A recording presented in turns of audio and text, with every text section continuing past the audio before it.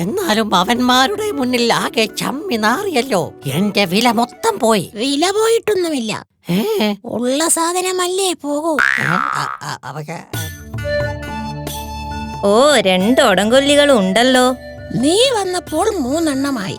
ചില മാന്യന്മാരൊക്കെ പകരം വീട്ടാൻ പോയിട്ട് ചമ്മി നാറിയെന്നൊക്കെ കേട്ടല്ലോ. അതങ്ങനെ നീ അറിഞ്ഞു? അതൊക്കെ നാട്ടിൽ പാട്ടല്ലേ. പാവങ്ങളാണെന്ന് കരുതിയ, അല്ലെങ്കിൽ ഒരൊറ്റ കൊത്തിന് 2ന്റെ കഥ കഴിച്ചേരെ ഞാൻ. അതെ അതെ, നിങ്ങളൊരു കാര്യം മനസ്സിലാക്കിയാ നന്ന്. എന്താണാവോ? ജീവിതം വളരെ ചെറുതാണ്. പകപോക്കലും ഒടങ്കൊല്ലിത്തരങ്ങളും മതിയാക്കിയിട്ട് ജീവിതം പരമാവധി ആസ്വദിക്കാൻ നോക്ക്. ഇവൻ പിന്നെയും തുടങ്ങിയല്ലോ ഉപദേശം.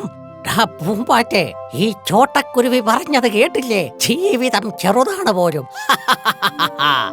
മണ്ട, നിന്നെ പോലുള്ള ചോട്ടകൾക്ക് ജീവിതം ചെറുതായിരിക്കും. ഞാൻ ചുരുങ്ങിയത് ഒരു 100 കൊല്ലമെങ്കിലും ജീവിക്കും. ഞാനും. നിങ്ങളോടൊന്നും പറഞ്ഞിട്ട് കാര്യമില്ല. നിന്റെയൊക്കെ കയ്യിലിരിപ്പ് വെച്ച് നോക്കിയാൽ ഉള്ള ആയുസ് തന്നെ തികയ്ക്കുമോന്നുള്ള കാര്യത്തിൽ സംശയമാണ്. നീ വാ, നമുക്ക് പുഞ്ചക്കോട് പൂന്തോട്ടത്തിലേക്ക് പോവാം.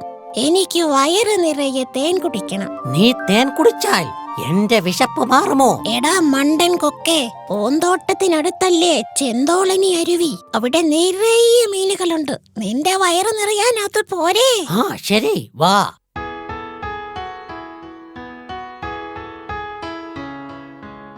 ആഹാ, എന്ത് ശുദ്ധമായ അരുവി! നല്ല തറവാട്ടിൽ പിറന്ന മീനുകളുള്ള അരുവിയാണെന്ന് തോന്നുന്നു. ഒരു 10 മീനിനെയെങ്കിലും അകത്താക്കണം, എങ്കിലേ എന്റെ വിശപ്പണയൂ. കൊക്കാണെങ്കിലും കൊത്തി മീൻ പിടിക്കാൻ വലിയ വശമില്ലല്ലോ. ഇങ്ങനെയൊക്കെയല്ലേ ഓരോന്ന് പഠിക്കുന്നത്. ഇത്രയും കാലം വല്ലവനും പിടിച്ച മീനല്ലേ ശാപ്പിട്ടത്. ഇനിയൊന്ന് സ്വന്തമായി പിടിച്ചു നോക്കാം. ആഹാ,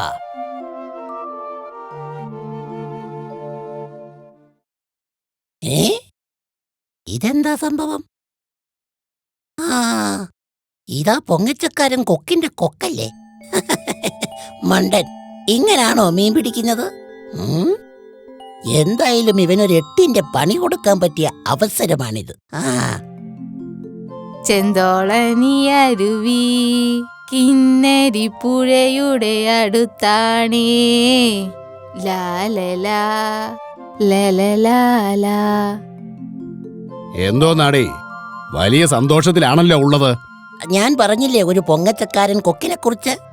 അവൻ ദേ കരയിൽ വന്ന് നിപ്പുണ്ട്. എങ്കിൽ വേഗം സ്ഥലം വിടാൻ പറ. കണ്ട അണ്ടനും അടകോണനും വരാനുള്ളതല്ല എന്റെ ഈ അരുവിക്കര, മനസ്സിലായോ?